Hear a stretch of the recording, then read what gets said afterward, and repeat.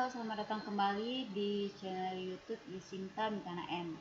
Nah, pada kesempatan kali ini saya akan membahas mengenai LK 3.1 menyusun best practice PPG dalam jabatan tahun 2022. Oke, kita langsung saja. Jadi di LK 3.1 menyusun best practice ini, kita akan menyusun cerita praktik baik atau best practice menggunakan metode STAR. Situasi, tantangan, aksi, refleksi hasil, dan dampak terkait pengalaman mengatasi permasalahan siswa dalam pembelajaran, baik itu pada rencana aksi pertama maupun rencana aksi yang kedua. Seperti itu ya. Jadi praktik pembelajaran inovatifnya kemarin, kita susun cerita baik apa yang dapat kita peroleh. Oke, kita langsung saja. Jadi pada bagian tabel LK 3.1 ini, di sini kita akan diminta untuk mengisi data terkait lokasi, lingkup pendidikan, tujuan yang ingin dicapai, penulis, tanggal, kemudian situasi, kemudian tantangan, aksi, dan refleksi hasil dan dampak. Oke, kita langsung saja dari yang pertama, yaitu di sini adalah lokasi. Jadi lokasi ini adalah tempat kita melakukan praktik pembelajaran inovatif, yaitu tempat kita melaksanakan PPL atau rencana aksi. Di mana, di sekolah mana, diterangkan di sini. Misalnya di SMA Negeri 1 Bengkayang, di SMA Negeri 1 Pontianak, dan seterusnya. Jadi ini lokasi tempat kita melaksanakan praktik pembelajaran inovatif. Kemudian yang berikutnya adalah lingkup pendidikan. Nah, lingkup pendidikan ini kita isi berkaitan dengan tempat kita tadi melaksanakan pembelajaran inovatif itu, termasuk lingkup pendidikan sekolah dasar kah, sekolah menengah pertama, atau sekolah menengah atas, atau sekolah menengah kejuruan. Jadi dituliskan saja di sini. Kemudian tujuan yang ingin dicapai. Nah, tujuan yang ingin dicapai ini kita ambil dari LK sebelumnya. Jadi tujuannya kita mau ngapain? Nah, kan berkaitan dengan masalah yang kita angkat. Nah, misalkan di sini yaitu hasil belajar siswa itu kita menemukan masalahnya kemarin adalah hasil belajar siswa itu belum maksimal, jadi masih rendah. Jadi cara untuk mengatasinya ya, alternatif solusinya yaitu dengan menggunakan model pembelajaran problem based learning. Nah, jadi tujuan yang ingin dicapai yaitu meningkatkan hasil belajar siswa melalui model pembelajaran problem based learning, seperti itu. Kemudian penulis ini diisi dengan mahasiswa PPG yang melaksanakan praktik pembelajaran inovatif tadi dan menyusun best practice ini. Kemudian untuk tanggal juga tanggal kita menuliskan best practice ini ya. Jadi ini tanggal kita menyusun best practice, bukan tanggal kita melakukan pembelajaran inovatifnya, seperti itu. Karena kan biasanya kan untuk pembelajaran inovatif itu dilakukan lebih dari satu. Nah, ini lebih fokusnya ke tanggal kita menyusun best practice-nya, seperti itu ya. Kemudian berikutnya adalah situasi.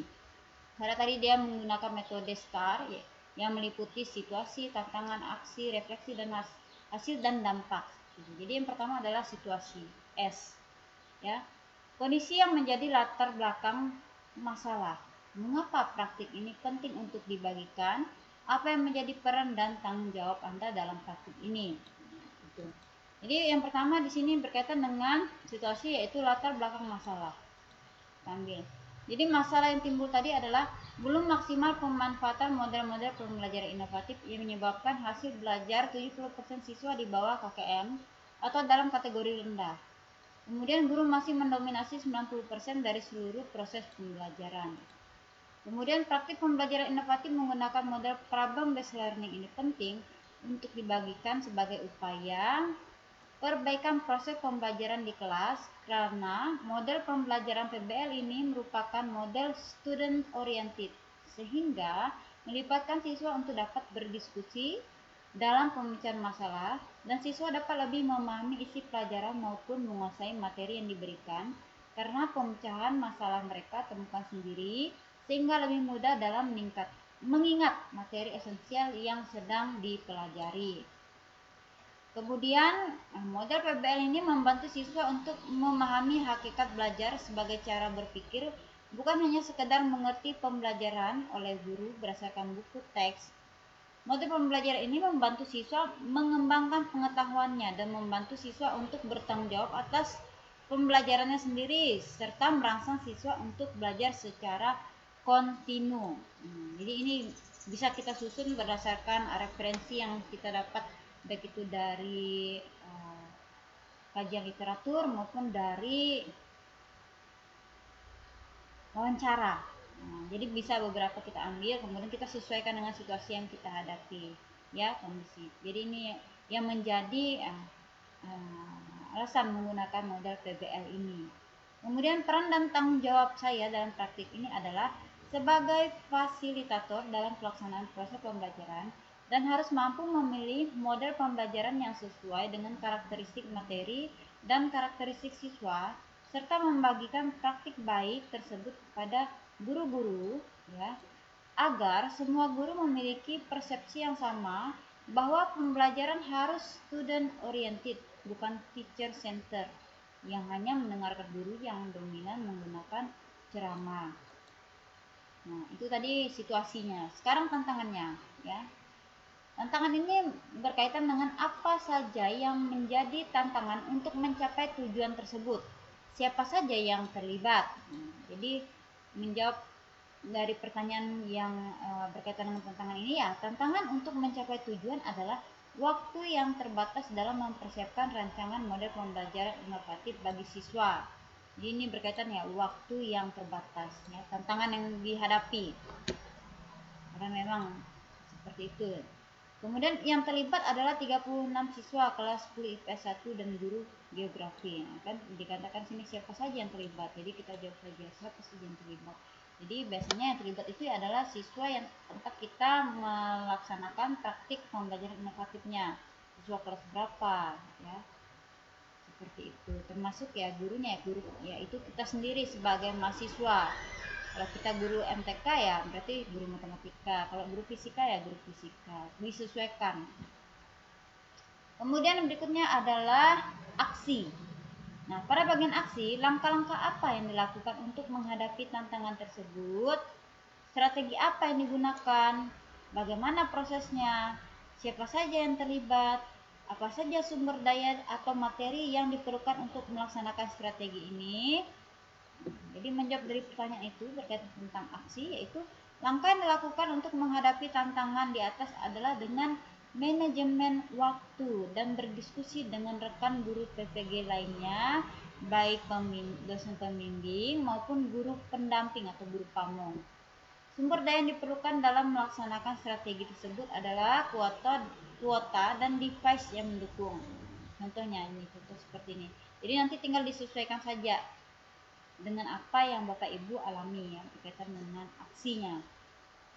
Berikutnya, berkaitan dengan refleksi hasil dan dampak. Bagaimana dampak dari aksi dari langkah-langkah yang dilakukan? Apakah hasilnya efektif atau tidak efektif? Mengapa? Bagaimana respon orang lain terkait dengan strategi yang dilakukan? Apa yang menjadi faktor keberhasilan atau ketidakberhasilan dari strategi yang dilakukan? Apa pembelajaran dari keseluruhan proses tersebut? Oke, berkaitan dari itu, ya, berarti kita tinggal jawab saja. Jadi dia di sini kalimat ini, ya, sebagai panduan apa yang perlu kita isi di kolom sampingnya, seperti itu, ya. Karena di sini kan berkaitan dengan dampak, kemudian langkah-langkah, kemudian apakah hasilnya efektif atau tidak. Jadi dipaparkan kalau efektif kenapa, kemudian kalau tidak efektif juga kenapa, kemudian bagaimana respon orang lain, kemudian apa yang menjadi faktor keberhasilannya atau ketidakberhasilannya, seperti itu. Nah, oke, kita langsung saja. Yang untuk pertama ini dampak. Dampak dari aksi yang dilakukan adalah meningkatnya hasil belajar siswa melalui model pembelajaran inovatif yang dilaksanakan menggunakan model problem based learning atau PBL. Kemudian langkah penerapan PBL dimulai dari tahap orientasi siswa pada masalah, kemudian mengorganisasikan siswa, membimbing penyelidikan, mengembangkan dan menyajikan hasil karya, serta menganalisa dan mengevaluasi proses pemecahan masalah.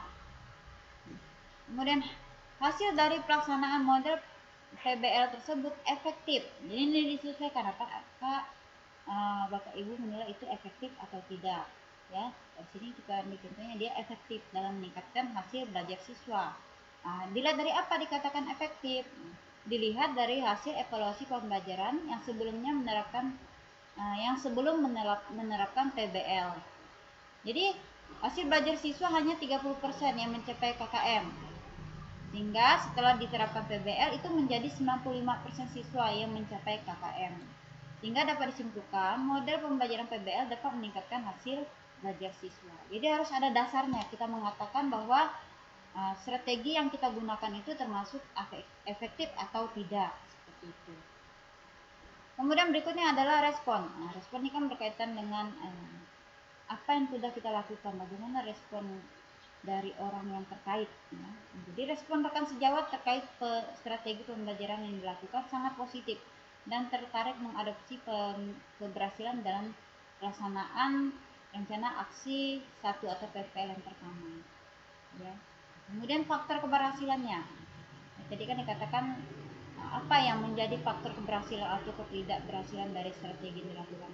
Jadi ini tadi karena dianggap sebagai efektif ya secara serta merta ya, maka serta merta ya faktor keberhasilannya kita ukur yaitu meningkatkan hasil belajar siswa dengan penerapan model PBL ini dikarenakan PBL merupakan pembelajaran student oriented. Jadi pembelajaran dirancang sesuai kebutuhan belajar siswa meliputi kesiapan belajar siswa, minat belajar siswa, serta profil belajar murid. Hal yang dilakukan adalah dengan memberikan apresiasi terlebih dahulu di awal pembelajaran, menciptakan pembelajaran yang menyenangkan di CCP games maupun ice breaking, serta siswa diberikan kebebasan dalam menyusun karya sesuai dengan minat dan potensi masing-masing siswa. Selain itu, dalam proses pembelajaran dapat mengakomodir gaya belajar siswa baik itu audio, visual maupun kinestetik melalui tayangan video, gambar, produk, games, dan lain-lain. Nah, kemudian pembelajaran apa yang diperoleh? Pembelajaran yang diperoleh dari keseluruhan proses aksi adalah saya mendapatkan feedback positif dari siswa dan guru lain serta kepala sekolah dengan adanya penerapan model PBL dalam pembelajaran.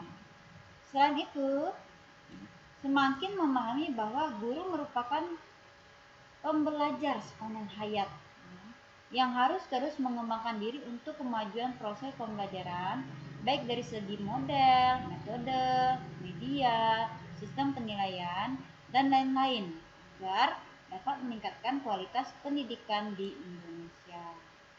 Jadi seperti itu kurang lebih. Nah, untuk referensinya bisa ditambahkan di bagian bawah. Referensi ini kan berkaitan dengan tadi bagian latar belakangnya gitu.